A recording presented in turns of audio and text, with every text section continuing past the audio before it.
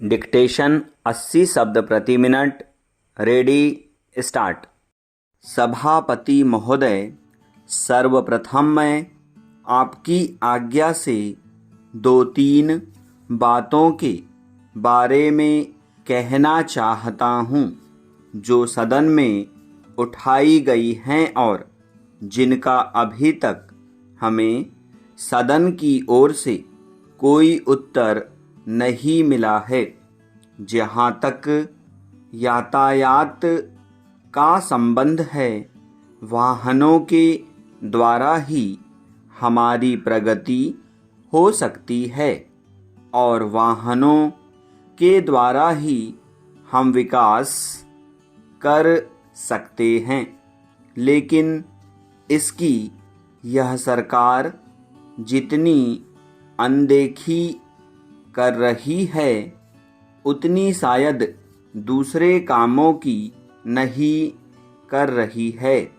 मैं पहले यह स्पष्ट कर दूं कि हमारा दृष्टिकोण प्रशंसा करने का नहीं होता, हमारा दृष्टिकोण आलोचना का होता है।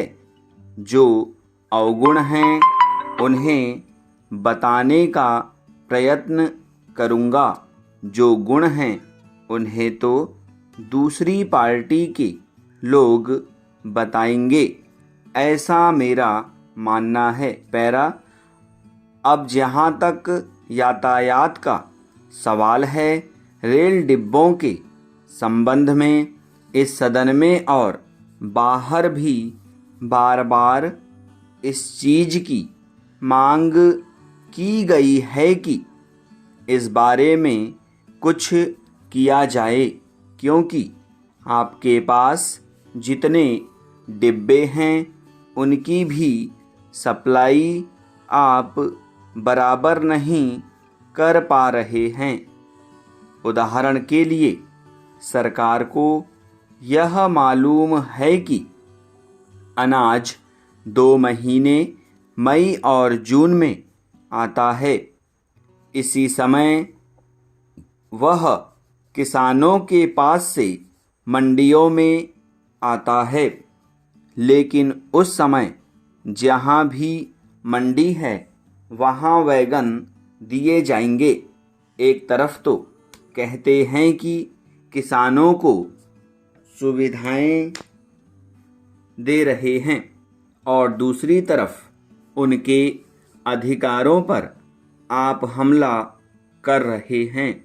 जब फसल आएगी और वैगन नहीं मिलेंगे तो क्या होगा? उसका परिणाम यह होगा कि बाजार में अनाज तो आएगा, लेकिन खरीदने वाले नहीं होंगे, क्योंकि उनके पास पैसा नहीं होगा। एक तरफ तो भ्रष्टाचार के कारण बैंक वाले पैसा नहीं देते हैं और दूसरी तरफ जब वैगन नहीं होंगे तो माल बाहर नहीं आएगा और किसान का अनाज नहीं बिक सकेगा। जब किसानों के पास आमदनी का जरिया होता है तब आप ट्रांसपोर्ट का इंतज़ाम नहीं करते हैं, जिससे उनका बहुत नुकसान होता है। पैरा। महोदय, आपके विभाग का यह हाल है कि जहाँ एक जगह उसका एक भाग केंद्र सरकार के अधीन है तो दूसरी जगह कोई भाग राज्य सरकार के अधीन होता है। वहाँ पर आपका कानून अलग लागू होगा। वह सारे भागों में एक सा लागू होना चाहिए, लेकिन दुर्भाग्य यह है कि रेलवे में अलग अलग सुविधा है। महोदय, मैं आपका बहुत ही आभारी हूँ कि आपने इस अवसर पर सदन में मुझे अपने विचार स्वतंत्र रूप से प्रकट करने का अवसर प्रदान किया है। स्टॉप।